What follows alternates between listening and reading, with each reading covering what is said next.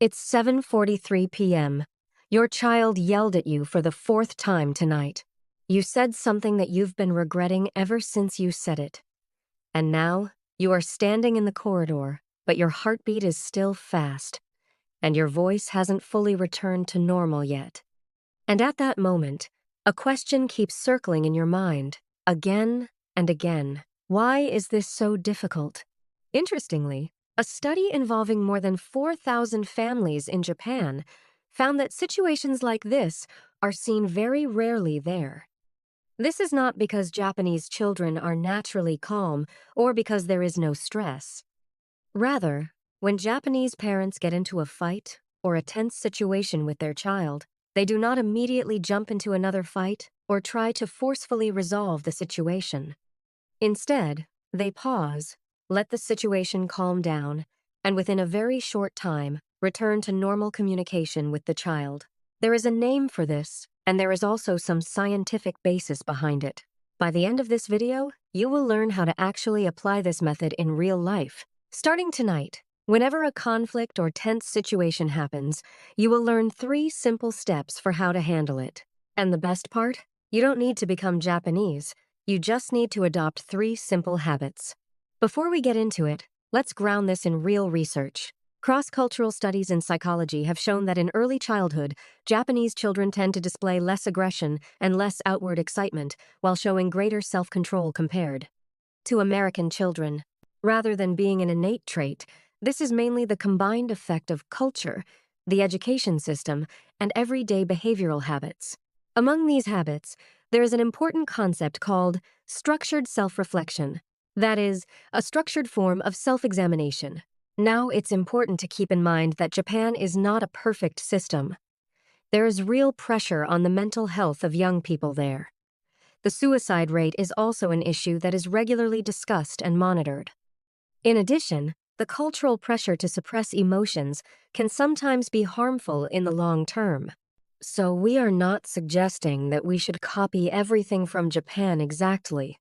Rather, our goal should be to adopt the positive aspects of their self-reflection or discipline, while also paying attention to our own mental health. If you've watched other videos about Japanese parenting, you've probably heard the term Shitsuke. It roughly means discipline through practice, not by punishing children, but by observing the regular behavior of adults. Many videos stop there. They present Shitsuke as just one technique. But in reality, Shitsuke is an umbrella concept, an overall approach or philosophy within which many smaller habits and behaviors work together. What is rarely talked about is a specific tool within this whole concept. It's a method that the Japanese have been using since the 1600s. There's no fear of punishment, no shouting. It only takes 3 minutes to do. It's called Hansei.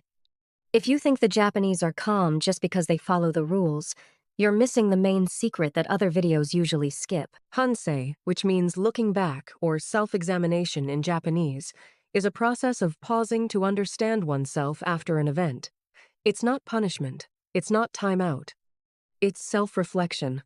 In Japanese classrooms, when a problem or conflict arises, the teacher typically gets down to eye level with the child, instead of standing him or her in the corner, and asks 3 simple questions.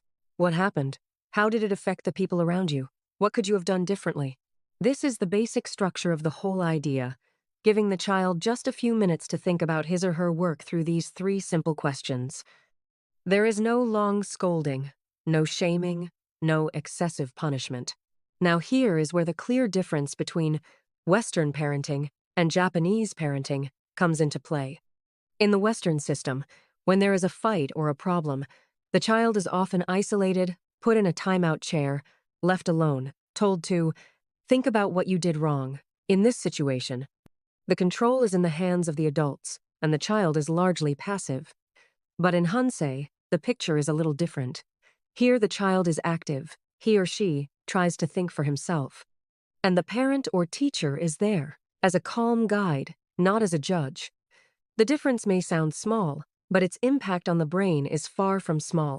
We know from Harvard's Center on the Developing Child and other neuroscience studies that self-reflection activates the prefrontal cortex, a part of the brain that is important for decision-making, emotion regulation, and impulse control.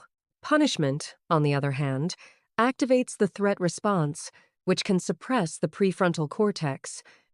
Simply put, a timeout chair may temporarily stop a behavior, but it also temporarily suppresses the part of the brain that will eventually control the behavior. Hansei-style self-reflection builds that executive function of the brain. Punishment simply stops the behavior. The results of the two approaches are completely different. This is where most parents make the mistake when they first hear about Hansei. They ask these 3 questions at once, and none of them work. Instead, the child becomes silent, gives one-word answers, and looks down. This is not a failure of Hansei. There is a crucial piece missing, which is called Mimamoru. In Japanese culture, the word Mimamoru comes from 2 concepts. One is mi, which means to see, and the other is mamoru, which means to protect. Its basic meaning is to watch and wait. It is a Japanese parenting method that creates a safe environment for the child before correcting.